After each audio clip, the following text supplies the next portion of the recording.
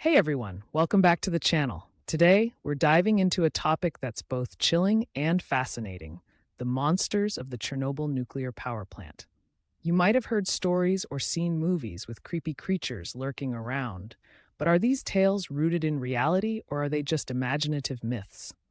Let's unpack the truth about what really went down at Chernobyl and whether there's anything monstrous to discover. First off, let's quickly recap what happened back on April 26, 1986. Chernobyl experienced a catastrophic nuclear disaster that made headlines worldwide.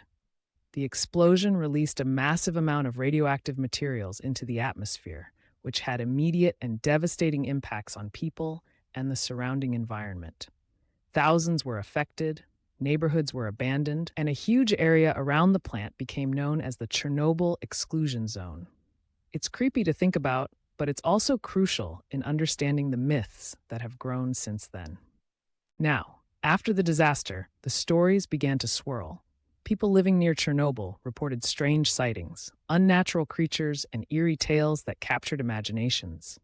This is where media stepped in, amplifying these legends through films and documentaries. Movies like Chernobyl Diaries played a huge role in weaving fear into our collective consciousness, depicting horrifying monsters that didn't really exist. But what about the real stories? Let's dig in. You might be surprised to learn that, contrary to the terrifying folklore, life has surprisingly flourished in certain parts of the exclusion zone. Yes, wildlife is actually thriving there. We've got species like the Przewalski's horse and some packs of wild wolves roaming free. These animals are adapting in ways that scientists are still studying. Isn't it wild to think of nature bouncing back despite everything? However, there have been changes among flora and fauna, some of which have been observed to have mutations due to radiation. Certainly weird stuff, but not quite the monsters you might expect. Let's break this down a bit more.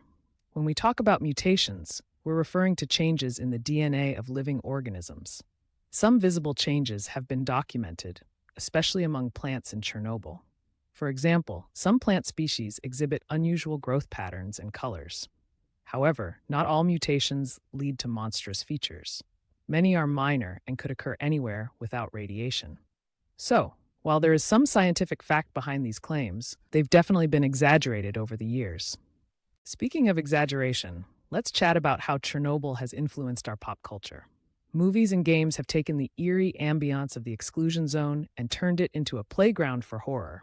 Stalker, inspired by the novel Roadside Picnic, introduces a mysterious zone filled with bizarre creatures and strange anomalies. Then there's Chernobyl Diaries, which puts unsuspecting tourists in a terrifying predicament. These portrayals have added layers to Chernobyl's story, mixing fact with fear. But what stands out is the public's fascination with the unknown. Fast forward to today, and Chernobyl remains a hotspot for scientific research. Researchers are busy observing how wildlife has adapted to this radioactive locale. They've discovered that some creatures show resilience and thrive without human interference, showcasing nature's incredible ability to adapt. Plus, scientists continue to investigate the long-term effects of radiation on living environments, not just in Chernobyl, but in other areas affected by nuclear energy as well. So, after all this, what have we learned? The myth of the Chernobyl monster is largely just that, a myth. While the disaster left a mark on history, the real-world consequences have painted a picture of resilience rather than horror. Nature can be pretty incredible, even in the wake of a tragedy.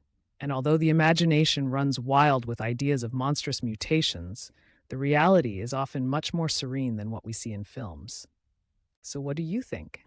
Have you heard any creepy Chernobyl monster stories? Let me know in the comments below. Don't forget to hit that like button if you enjoyed our chat today, and subscribe for more insights into the fascinating intersections of history and myth. Thank you for joining me, and until next time, stay curious.